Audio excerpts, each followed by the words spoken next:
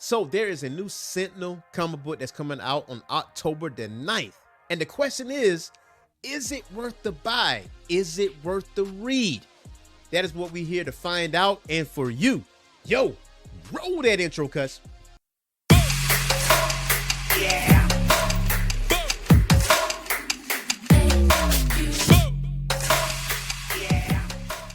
What's going on with Geek Corner? This is your boy Earth Smack, the mad scientist, and this is the Orange Phoenix Show, comic book declassified, where we talk about the most recent issues in comics, as well as past issues and comic book news and character bios, if you ask for it. Now, do not forget to hit that like and subscribe button and that notification bell, because you get notified on all of our content that gets released. And just because we do cover comics, it's not the only thing that we cover in this Orange Phoenix Media channel. We cover manga, we cover video games, we cover anime, we cover pro wrestling, you name it, we nerd it, because we have 2 live shows a week. Wednesdays at 7 p.m. Eastern Time, where we cover pro wrestling content, and on Thursdays at 7 p.m. Eastern Time for all other nerd news in geekdom and pop culture. Now, you might want to stick around to the end of this video, because we will tell you the next comic we are going to cover, and it's a comic that we already read, and it is a #1, so you might want to stick around for that. Now, we also have a Discord server where we have multiple channels for multiple interests in geekdom, and it's a safe space for us to have these conversations, so you might want to go check that out, and the link is in the description below. Now, let's talk about some Sentinels, shall we? Now, the one thing is the question. #1, is this an ongoing series? And the answer is no. This is a mini-series. This is going to be a 5-issue mini-series written by Alex Pagnato of Red Goblin and Justin Mason of Spider-Punk. Now, to go further into this, we are in October. The squad of soldiers, each one scarred from earth-shattering superhero conflicts and upgraded with nanotechnology, are tasked with apprehending dangerous mutants that threaten coexistence in Sentinels. While the X-Men regroup in the wake of Krakoa's fall, the government revives their infamous Sentinel program under the guidance of Lawrence Trask, a mutant himself. And Lawrence is cursed with the visions of an apocalyptic species war and knows exactly which evil mutant will ignite it. On the surface, his new line of Sentinels appear to be technology-enhanced superhumans, but the truth behind their creation is darker than you can imagine.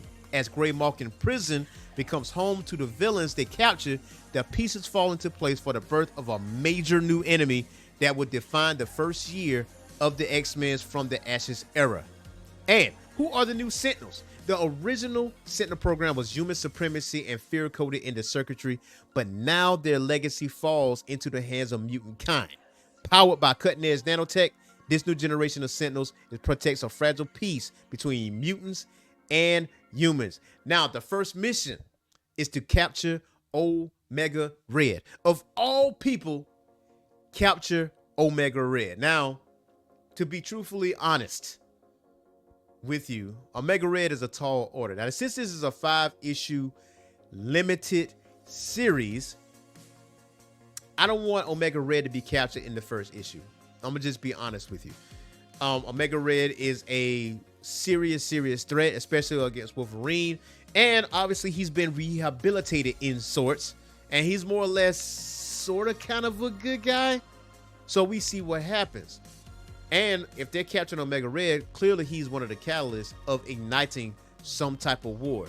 So now let's just get into some characters from Sentinels, starting with Drumfire. Now, I'm not really too hot about the name, but it's whatever. I do love the artwork here in this, but her real name is Patricia Pham. Her military specialty is rifleman. Her powers is heat absorption and energy manipulation, and her first appearance will be in Sentinels #1, October 2024. Now, it says that Lieutenant Pham was an extraction specialist who was in a persistent coma following Null's attack on Earth. Prior to that, her mother was killed in the crossfire during a mutant-related incident with Onslaught, which inspired her to join the army. Her nanotech upgrades, which she fully embraces, enables her to draw heat from her environment and release it as a massive energy blast. Now, I'm not smartest man in the world here, but I think you're going to need that going up against some mutants, especially someone of the caliber of Omega Red. Now, the next person we're going to talk about is Lockstep. His real name is Bradley Hanson. His military specialty is infantry. His powers is technology, hijacking, and his first appearance will be in Sentinels #1. Now, it says here that Sergeant Hanson is the ideal soldier and team leader, hospitalized following potentially lethal exposure to radioactive material during a recent incident and involving Stephen Strange. His motives for joining appear to be to support his estranged family. Nanotech upgrades allow him to hijack both technological and biological systems, from a car to a human brain. Now, that is super, super OP. Like, I feel like he can solo a good percentage of mutants, like, without a team. Like, it's crazy here. Like, how are you going to navigate this in this 5-issue series? Because if he's able to hijack both technological and biological systems, from a car to a human brain, he's all that's needed here. Like, if you're going up against Omega Red, I'm like, that might be a dub if you're attacking the human brain. So who knows? So the next person we're going to talk about, her subject is Sawtooth. Again, I'm not really a big fan of the name, but I'm going to give it a chance. Now, real name is Camila Rivera. Her military specialty is automatic rifleman. Her powers: converts matter to personal armor. Her first appearance will be in Sentinels #1, and she is a former SHIELD agent. Rivera resigned in disgust during Hydra's takeover of the United States. Following a terminal diagnosis, she joined the Sentinel program, hoping the technology would extend her life.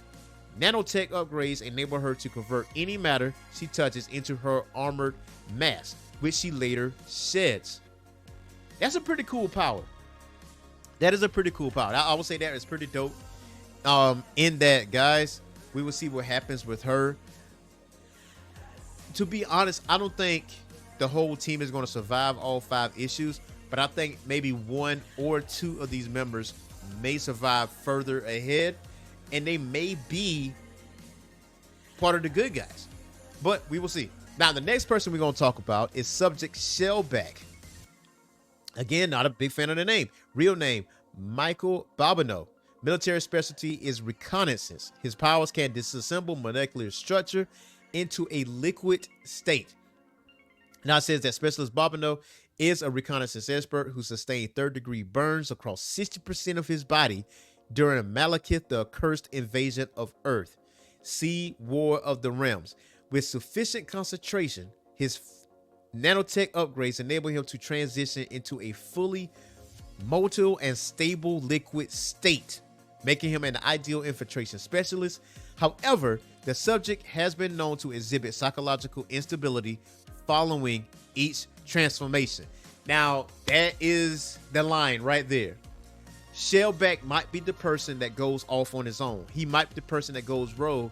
He might be the person that ends up being the ultimate threat within the team. And one thing I have seen as an outlier so far with these characters is that mutants is not really the issue here. You got Stephen Strange, you got Malekith the Accursed. He's not a mutant. So trying to figure out the hatred towards mutants, or if there is any hatred at all. So the last member of the team is Void. His real name is Dragos Teodorescu. Military specialty, Grenadier. Now, powers is self-detonation, followed by accelerated healing. It says especially Teo is a former Army Ranger who sustained life-changing injuries in combat with the Hulk. See Foul World War Hulk. The first volunteer for the new Sentinel program, the nanotech treatment has given him back the full use of his body and gifted him with enormous destructive power. A literal human bomb he's able to detonate and then rapidly recover from his injuries. Now, it is suspected that the specialist Teo is able to detonate with the sufficient force to permanently injure himself. I don't know why you want that power. I can blow myself up and can regenerate. If I blow myself up the right way, I can permanently injure myself. That might be a useless ability here. But so one thing is for sure, Sawtooth is one of the people I'm looking at. Lockstep is a person that I'm looking at. And Drumfire is the person I'm looking at. I feel like these three out of the team will have some type of significant change. We will see what happens with that. Now, the question is it worth the read? I think it is. It is definitely an interesting read, but I don't think we are supposed to like Sentinels because we've been born and bred to hate Sentinels because Sentinels always consistently been a thorn in the mutant side. Always been a problem. But with these Sentinels with cybernetic enhancement, we get to see their side of the story. Not to say we're going to like them or, we champion them or anything of that nature like we do Cyclops or Storm or Wolverine or anything of that nature, but we get to see their side of the story. They are the protagonists, but they are the protagonists in their story. It's almost like, any of the villain solo series that we see, they're the protagonists in their particular story, and this is the same thing. Now, are you familiar with any of the cop shows like S.H.I.E.L.D.? Like that was on FX. Like the S.H.I.E.L.D., those cops was crooked, but they were the protagonists in that story, but we weren't bred to actually like them. They did some questionable things. Hence, that's why we're going to get this. Now, we got Greymark in prison, which is formerly the Charles Xavier School of Gifted Youngsters. So the mansion has been turned into a prison. So that also makes things a little bit interesting. So in this 5-issue series, maybe we will get introduced to a new threat. And it is said for a year-long run of From the Ashes, we will get that threat. My thought process is Drumfire and the other two will somehow come out of it as a better person. But there's one particular one that, okay, you transfer yourself into a liquid state and you become psychologically unstable the more you do it. That person going to be a liability. They're going to have to take out that person. And also you're working alongside a mutant to hunt other evil, threatening mutants, whatever the case may be. So, safe to say, it is very interesting. It is definitely worth the buy. I wouldn't go into this with super high expectations, but I will give this comic book a shot. It is a miniseries. What do you got to lose? It's only $4 or $5. You can go ahead and check it out on the digital and with Kindle, and you can also go to your local comic book store and check out the variants as well. So, might be an interesting read, might be surprising to you, but that's our show for today. Now, here comes the next comic we are going to cover, and it is Wolverine #1. Wolverine is going back to his roots, ladies and gentlemen. He is going back to Canada in the snow, but an old enemy appears. But we're definitely going to check that out in this week. Do not forget to hit that like and subscribe button and that notification bell. So until next time, y'all, peace.